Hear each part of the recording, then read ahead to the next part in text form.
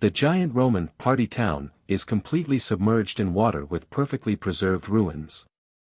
The Roman Empire was one of the greatest powers Europe and the world ever saw. At its peak, it spanned as far east as Iran and as far west as Britain. A succession of cutthroat emperors led their empire to near-world domination, or at least domination of the known world. This brought great wealth and riches and enabled rulers and local governors to build grand cities, clad in intricate art and beautiful architecture.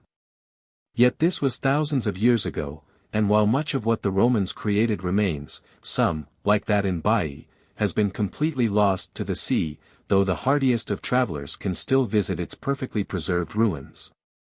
Once a party town for the ancient Romans, as described by the BBC, Baiae was famous for its soothing hot springs, hot weather on the Mediterranean, and extravagant buildings.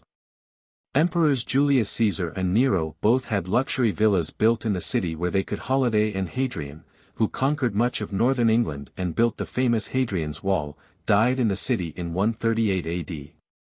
Situated on the Gulf of Naples, Baiae was towards the end of the Roman Republic considered better and more fashionable than the world-besting cities of Capri, Pompeii, and Herculaneum by wealthy Romans.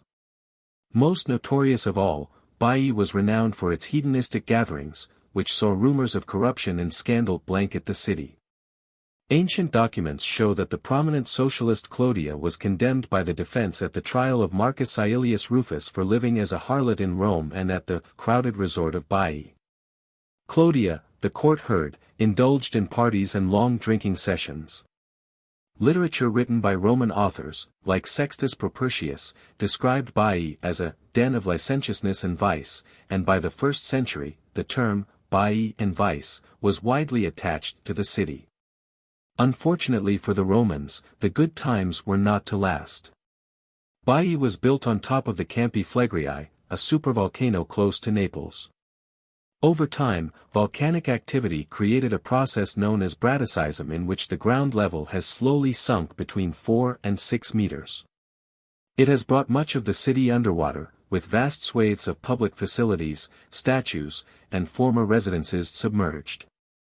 Some of the city did remain above water, but even then, after the Roman era, Baiae fell out of favor due to a turbulent political landscape. In the 8th century, the city had been sacked by a Muslim army, and by the 1500s, what remained of the settlement was abandoned.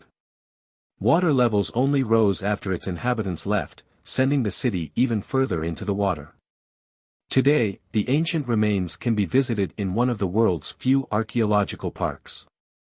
Visitors can see for themselves the crumbled structures and perfectly preserved statuary of the city through glass-bottomed boats.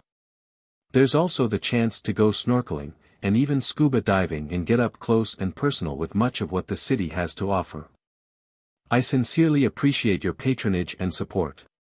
We kindly request that you take a moment to like and subscribe to our channel. Doing so enables us to continue creating high-quality content for you. Thank you for your continued patronage and support.